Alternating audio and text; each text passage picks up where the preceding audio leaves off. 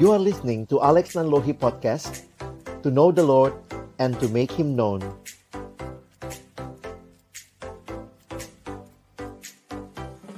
Mari kita bersatu di dalam doa. Kami akan membuka firman-Mu ya Tuhan, bukalah juga hati kami. Jadikanlah hati kami seperti tanah yang baik, supaya ketika benih firman Tuhan ditaburkan boleh sungguh-sungguh berakar, bertumbuh, dan juga berbuah nyata di dalam kehidupan kami.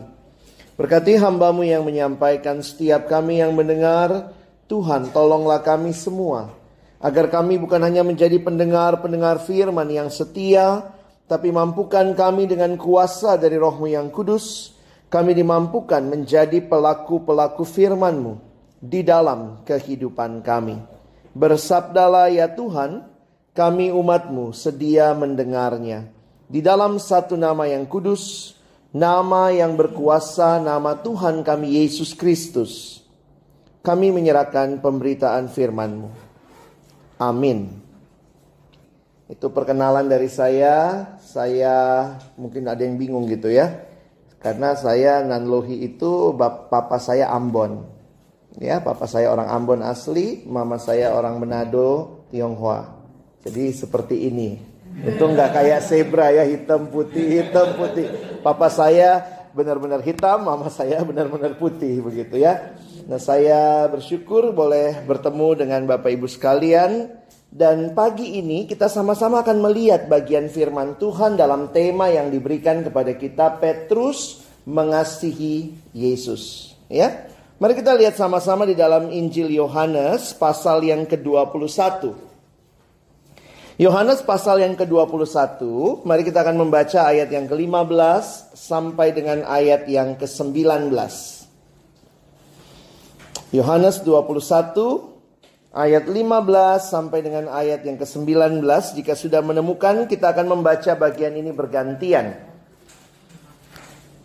Saya baca ayat yang ke-15, mohon Bapak Ibu yang membaca ayat yang ke-16, kita bergantian sampai 19. Judul yang diberikan Lembaga Alkitab Indonesia adalah Gembalakanlah Domba-dombaku. Sesudah sarapan, Yesus berkata kepada Simon Petrus, "Simon, anak Yohanes, apakah engkau mengasihi aku lebih daripada mereka ini?" Jawab Petrus kepadanya, "Benar Tuhan, engkau tahu bahwa aku mengasihi engkau." Kata Yesus kepadanya, "Gembalakanlah domba-dombaku." Kata Yesus kepadanya kedua kalinya, "Simon anak Yohanes, apakah engkau mengasihi aku?" Jawab Petrus kepadanya, "Benar Tuhan, engkau tahu bahwa aku mengasihi engkau."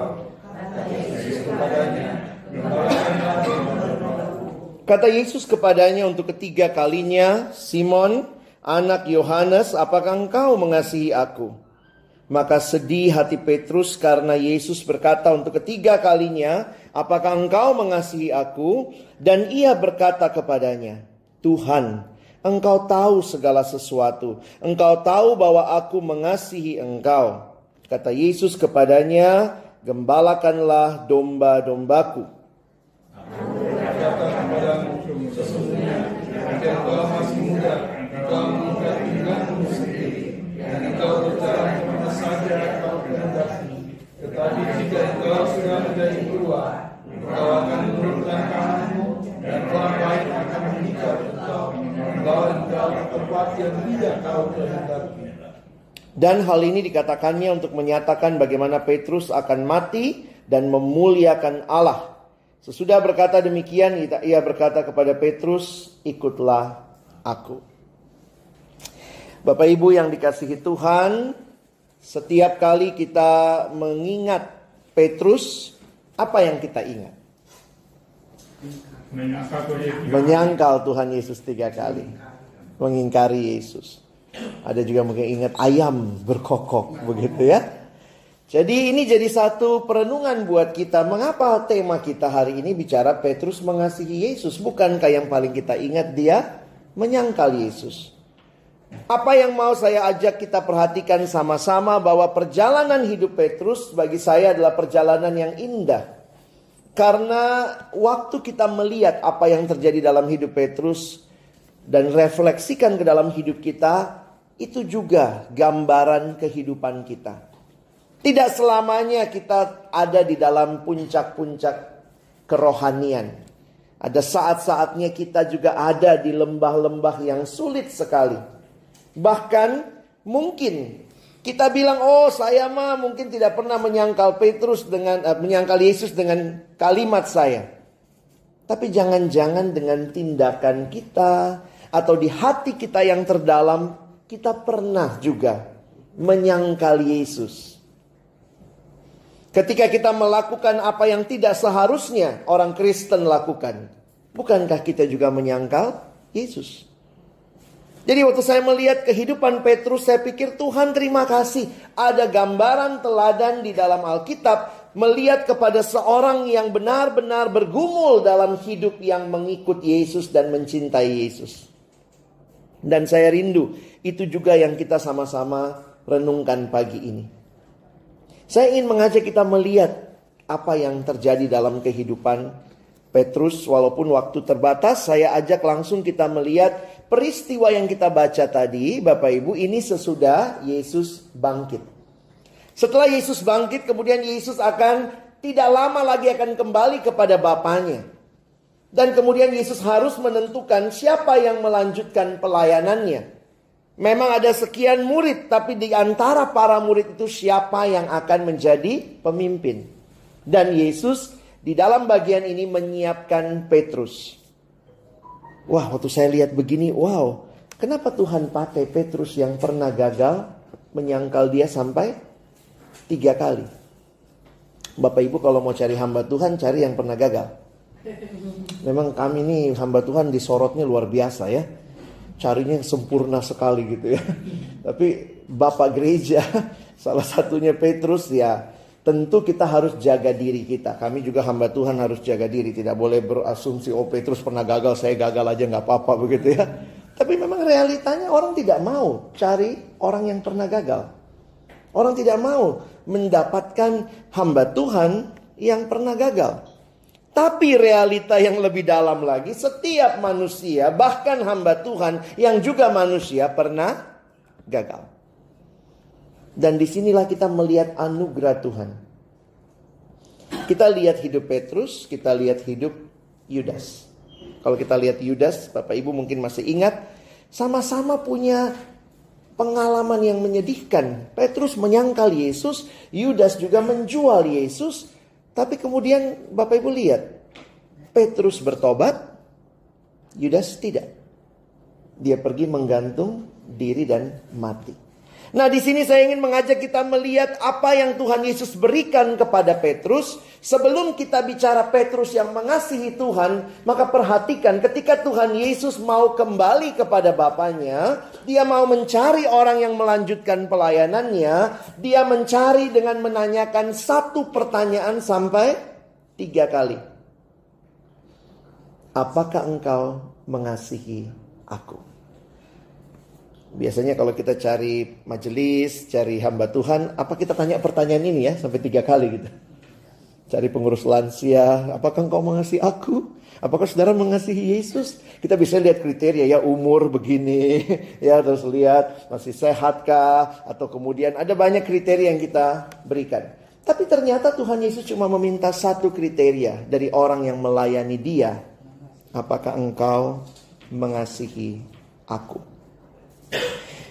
Bapak Ibu, mengapa kriteria ini jadi penting? Ditanya sampai 3 kali. Beberapa penafsir Alkitab mengatakan ini Yesus seperti sedang memberikan pengalaman yang 3 kali Petrus pernah menyangkal dia. Jadi Yesus sekarang tanya lagi sama Petrus. Oke, sekarang saya tanya, apakah engkau mengasihi aku? Sampai 3 kali. Makanya ayat yang ke-17 menuliskan ketika ditanya sampai 3 kali dituliskan dalam Alkitab, maka sedihlah hati Petrus. Maka sedih hati Petrus karena Yesus berkata untuk ketiga kalinya. Kalau Bapak Ibu ingat penyangkalan Petrus, mungkin kita waktu baca penyangkalan Petrus, kita pikir Petrus menyangkalnya kan 3 kali ya. Tapi itu 3 kali yang dipikirkan. Bagi saya itu menarik tuh. Coba kita lihat sebentar ya Bapak Ibu, buka sebentar Lukas pasal yang ke-22 ya. Saya ajak kita lihat sebentar Lukas pasal yang ke-22 ayat 54. Tahan dulu Yohanesnya, nanti kita kembali ke Yohanes. Bapak Ibu, saya ajak lihat Lukas 22 ayat yang ke-54. Ini judulnya Petrus menyangkal Yesus. Nah, mari saya mau tunjukkan kepada Bapak Ibu kayak apa sih penyangkalannya Petrus itu. Ya, ayat 54. Lukas 22 ayat 54. Lalu Yesus ditangkap, saya bacakan ya. Lalu Yesus ditangkap dan dibawa dari tempat itu.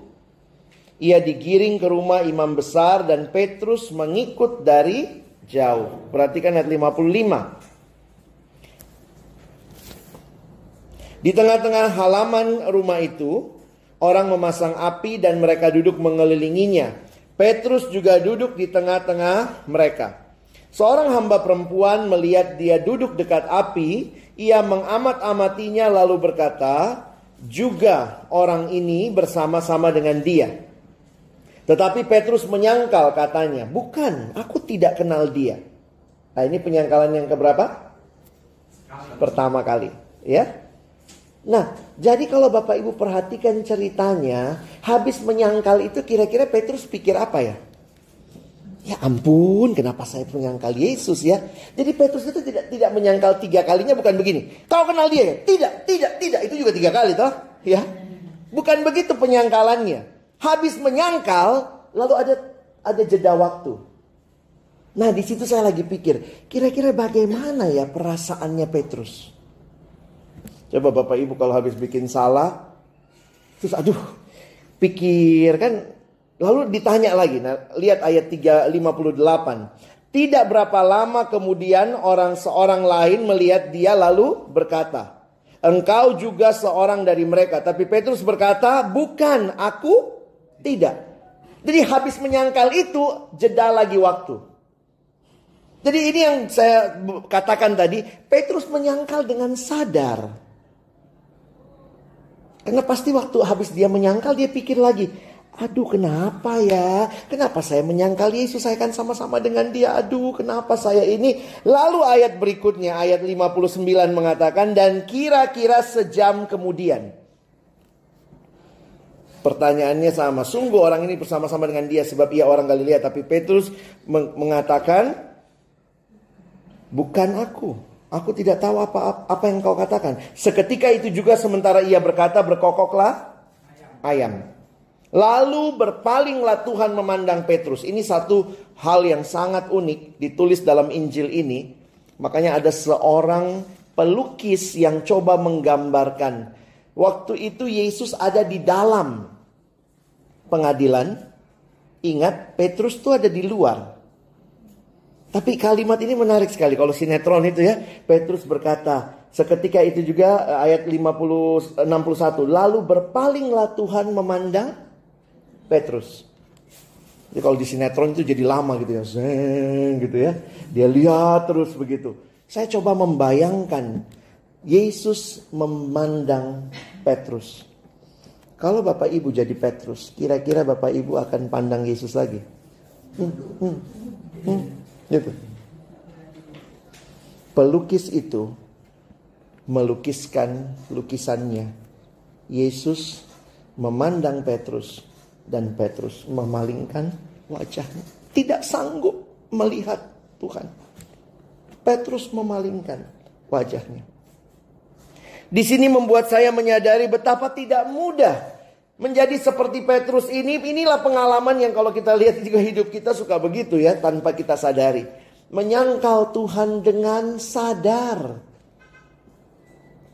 Tapi di sini pun saya melihat, sekali lagi ketika Yesus bangkit dan kemudian dia datang memanggil Petrus ini untuk menjadi pemimpin. Bapak Ibu kita ini orang-orang yang berkali-kali sebenarnya sudah gagal mengasihi Yesus. Tapi kembali Tuhan tanya kepada kita, apakah engkau mengasihi aku? Dan ayat Alkitab yang lain mengatakan bukan kita yang lebih dulu mengasihi Allah, tapi Allah lah yang terlebih dahulu mengasihi kita dan memberikan anaknya bagi kita. Ketika Yesus datang ke dalam dunia, kemarin kita baru masuk ke Rabu Abu, kita akan memasuki masa-masa di mana kita mengingat kembali.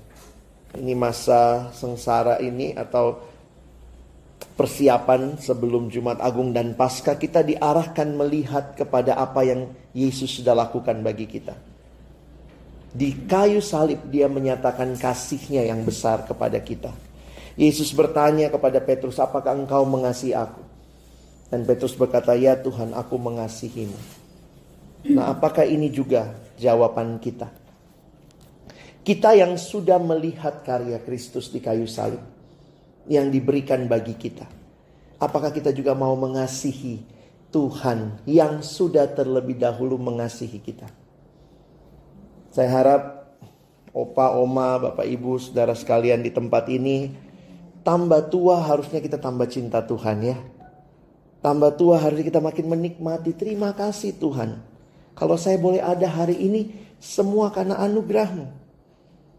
Semakin kita menikmati kasih Tuhan, tentu tidak seperti waktu kita muda, badan sudah sakit-sakit kan, kemana-mana minyak angin, caplang, kurang panas. Kalau mama saya itu sampai cari lagi yang lebih panas, cari yang lebih panas. Mama saya sudah, papa mama sudah lansia, papa sekarang sudah bahkan sudah mulai pikun ya, ini sekali ya, menurun sekali daya ingat, jadi sudah masuk demensia.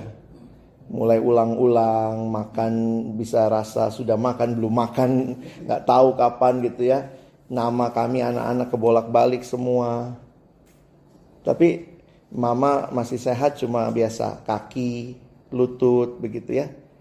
Tapi apakah makin kita tua, makin kita mengalami banyak pergumulan, kita makin meyakini bahwa Tuhan baik dalam hidup kita. Dan kita mengalami yang kita juga dalam hidup pernah gagal mengasihi Tuhan. Kita pernah mengalami kegagalan-kegagalan, tapi Tuhan sekali lagi bertanya, apakah engkau mengasihi aku? Dan apa bukti kita mengasihi Tuhan? Bukti kita mengasihi Tuhan adalah kita mentaati perintahnya. Di dalam Alkitab tidak ada kalimat lain yang saya lihat selain mengasihi Tuhan. Coba nanti Bapak Ibu bisa lihat di Yohanes 14. Coba lihat sama-sama ya. Coba lihat Yohanes 14 ayat 15. Yohanes 14 ayat 15.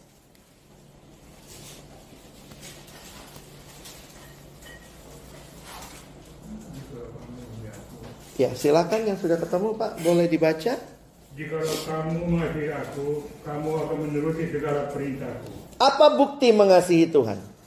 Menuruti segala perintahnya. Mengasihi Tuhan bukan seberapa besar foto Yesus di dompet, begitu ya, taruh salib besar di kamar, begitu ya. Tapi apakah kita makin taat kehendak Tuhan? Makin taat kehendak Tuhan berarti kita makin mencari Dia di masa-masa hidup kita. Yohanes 14 ayat 15 tadi ya. Yohanes 14 ayat 15. Kalau kita mengasihi Tuhan, maka kita akan taat perintahnya. Ya. Ada perintah Tuhan suruh tambah tua mesti tambah marah-marah. Nah yo ini oma-oma, opa-opa kadang-kadang sudah tambah tua, mulai bosanan di rumah, mulai marah-marah. Itu kehendak Tuhan bukan? Bukan. Ada mbak, ada pembantu di rumah jadi sasaran marah. Padahal maunya marah sama anak. Ada yang begitu. Kadang-kadang ini gak gampang ya. Mengasihi Tuhan, ayo taat. Tuhan bilang jangan marah. Boleh marah boleh, tapi marah karena hal yang benar. Tapi kalau gak ada hujan, gak ada badai, terus marah-marah, wah. Kadang-kadang ada yang sombong, sudah tua masih sombong. Begitu ya, nggak bisa dibilangin. Orang Belanda bilang kopeh, ya, susah gitu ya, kepala batu. Sorry ya, saya kadang-kadang kan ketemu sama anaknya ya. Jadi anaknya yang bilang, aduh papa saya tambah tua kok tambah kepala batu. Oh dulu kepala semen, sekarang sudah jadi batu. Jangan Bapak Ibu jangan tambah tua tambah susah gitu ya. Tambah mengasihi Tuhan harusnya makin ikut firman kan. Firman bilang seperti kepala batu, enggak, rendah hati. Dikasih tahu, dengar. Ya. Kadang-kadang udah opa oma dikasih tahu bener ya ngeyel gitu ya. Dikasih tahu tuh enggak, saya lebih tahu, saya lebih panjang umurnya dari kamu. Iya sih, tapi firman Tuhan bilang orang tua mengasihi yang muda menghormati yang tua. Jadi sebenarnya ada timbal balik. Katanya anak sekarang memang kurang ajar, ya sudah. Kalau mereka kurang ajar, mungkin kita tidak bisa ubah mereka, kita bisa ubah diri kita. Saya mau mengasihi anak yang kurang ajar ini supaya dia bisa diajar. Kadang-kadang gak gampang. Saya juga sadar ya. Jadi orang tua gak gampang. Jadi anak muda juga gak gampang. Sama-sama gak gampang. Karena setiap usia punya pergumulan. Jangan hidup di masa lalu. Hiduplah sekarang jadi berkat buat anak-anak di rumah. Jadi berkat buat cucu. Jadi berkat buat pembantu kita di rumah. Mereka bisa lihat Yesus dalam hidup kita. Kita mengasihi Tuhan. Mari, taat firman-Nya. Baca. Oh, firman Tuhan bilang begini. Iya, Tuhan saya mau taat. Nah, ini semua jadi pergumulan buat kita. Kadang-kadang gak mudah. Ada satu teman juga bilang gitu. Aduh, iya namanya kalau anak kan pasti sayang sama orang tua ya. Kalau Bapak Ibu bilang, anak saya gak sayang sama saya. Adalah sayangnya, walaupun mungkin dia tidak tunjukkan. Ada yang bilang habis. Kemarin ada yang pasang foto. Oma 86 tahun masih naik meja. Ambil gelas gitu ya. Aduh, saya pikir juga. Jadi waktu itu dia bilang, Oma gua nih susah banget dibilangin. Nah anak sekarang kan semua diposting ya Oma ya. Diposting di Facebook, di apa. Jadi kita lihat, wah. Jadi saya pikir harusnya kita bisa saling menjaga ya. Kadang-kadang rasa, aduh kalau badan sakit. Atau sakit sedikit. Gak mau kasih tahu anak, takut bikin susah. Kalau tambah sakit itu anak tambah susah gitu ya. Jadi jangan merasa takut membebani anak-anak, takut. Waktu kita mengasihi Tuhan, kita pun meyakini kita bisa berdoa. Tuhan lembutkan hati anak saya. Tuhan lembutkan hati saya. Tuhan bawa saya makin mengasihimu. Jadi tambah kita tua, tambah kita mengasihi Tuhan, tambah kita memberi hidup kita jadi berkat buat sesama. Perhatikan tiap kali Yesus bertanya, apakah engkau mengasihi aku? Apa kalimat berikutnya? Petrus jawab, ya Tuhan, aku mengasihimu. Lalu kalimat Yesus, gembalakanlah domba-dombaku. Saya melihat ada dua aspek mengasihi Tuhan. Pertama, taat sama Tuhan. Tapi yang kedua, gembalakanlah domba-dombaku. Ini aspek yang horizontal. Vertikal dengan Tuhan taat. Tapi horizontal jadi berkat. Jadi gembala bagi domba-domba Tuhan. Dan Bapak Ibu bisa lihat. Tuhan pakai Petrus. Akhirnya dia tulis surat 1 Petrus. Di 1 Petrus 5 dia berkata. Gembalakanlah kawanan domba Allah.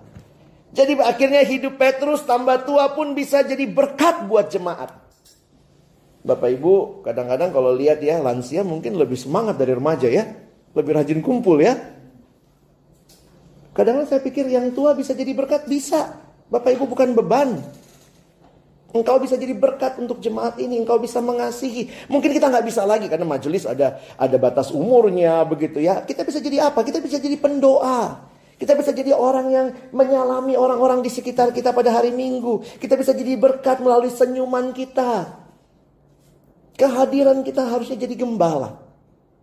Karena di situ Tuhan mau bukan hanya engkau mengasihi aku, tapi juga mengasihi sesama. Dan akhirnya saya melihat, perhatikan ayat 19 ya. Bapak Ibu coba lihat ayat 19 tadi di Yohanes ya. Yohanes 21 ayat 19. Sebenarnya itu mulai dari ayat yang ke-18. Aku berkata kepadamu sesungguhnya ketika engkau masih muda. Ini Tuhan ngomong sama Petrus ya. Yohanes 21 ayat 18. Sesungguhnya ketika engkau masih muda engkau mengikat pinggangmu sendiri dan engkau berjalan kemana saja kau kehendaki. Tetapi jika engkau sudah menjadi tua, loh kok betul Yesus ngomong Petrus jadi tua. Engkau akan mengulurkan tanganmu dan orang lain akan mengikat engkau dan membawa engkau ke tempat yang tidak kau kehendaki. Apa sih maksudnya? Itu dijelaskan di ayat 19. Dan hal ini dikatakannya untuk menyatakan bagaimana Petrus akan mati dan memuliakan Allah. Wah, ini bagi saya menarik ya. Sesudah mengatakan demikian, ia berkata kepada Petrus, ikutlah aku. Apa gambaran masa tua yang Yesus rindukan Petrus alami? Petrus setia pada Tuhan sampai mati. Petrus terus mengasihi Tuhan sampai dia mati. Kita tidak punya catatan dalam Alkitab bagaimana Petrus mati. Tapi ada catatan dalam sejarah gereja. Sejarah gereja mencatat Petrus mati kira-kira tahun 65 di saat pemerintahan Kaisar Nero. Pada waktu itu Nero yang gila ini, saya pakai kata gila gitu ya, dia bakar kota Roma. Dan karena dia bakar kota Roma, akhirnya dia mengkambing hitamkan orang Kristen. Apa yang terjadi? Semua jemaat bilang sama Petrus, karena dia pemimpin waktu itu, Petrus keluarlah dari Roma, selamatkan dirimu. Jemaat tolong Petrus lari ke pegunungan. Dalam perjalanan dia lari atau dia keluar dari kota Roma, sejarah mencatat Petrus bertemu dengan seorang pria yang lagi mau menuju kota Roma. Jadi waktu dia keluar, ternyata pria ini mau masuk ke kota Roma yang sudah terbakar. Ada asap yang begitu pekat. Lalu kemudian disitulah Petrus bertanya dalam bahasa Latin. Kalau kita lihat ininya ya, maksudnya dalam sejarah bahasa Latin itu dipakai kata quo vadis. Nah dari situlah kata mau kemana. Quo vadis itu artinya mau kemana. Quo vadis domine. Mau kemanakah Tuhan. Lalu Petrus tanya sama pria itu. Lalu pria itu cuma jawab begini, saya ingin kembali ke kota Roma dan disalibkan. Waktu itulah Petrus sadar, wow, dia berjumpa dengan Tuhan. Tapi kemudian pria itu hilang. Jadi dalam sejarah dicatat begitu, quo vadis domine, dia tidak tahu, pria itu langsung hilang. Dan akhirnya itu membulatkan tekad Petrus. Petrus akhirnya kembali ke dalam kota Roma. Sejarah mencatat Petrus ditangkap oleh pemerintah Romawi dan kemudian dihukum mati. Waktu dihukum mati, karena dia hukum mati sama kayak Yesus, dia disalib. Nah waktu disalib dia mengatakan, terlalu mulia bagiku disalib seperti Tuhanku. Salibkan aku, terbalik. Sejarah gereja mencatat Petrus disalibkan terbalik. Petrus sampai mati mengasihi Yesus. Sampai akhir hidupnya Petrus jadi berkat buat jemaat. Petrus mengasihi Tuhan dan kasihnya nampak dalam kesetiaannya sampai mati. Tapi bukan hanya itu, Petrus pun kesetiaannya nampak, dia jadi berkat buat jemaat. Kalau hari ini tema kita Petrus mengasihi Yesus, bukan berarti Petrus tidak pernah gagal. Dia pernah gagal, menyangkal Yesus 3 kali. Tapi Yesus terus mengasihi dia. Supaya apa? Supaya Petrus yang alami kasih Yesus, belajar mengasihi Yesus, dan juga mengasihi sesama. Opa oma, bapak ibu sekalian, makin tua mari makin mengasihi Tuhan, makin mengasihi sesama. Jadi berkat. Biarlah melalui perenungan ini, kita pun belajar setia sampai akhir. Amin. Mari kita berdoa. Tuhan, kami hidup hanya satu kali. Dan dalam hidup yang satu kali ini kami mau mengasihi Engkau. Mengasihimu dengan segenap hati kami, jiwa kami. Itu berarti taat kehendak-Mu.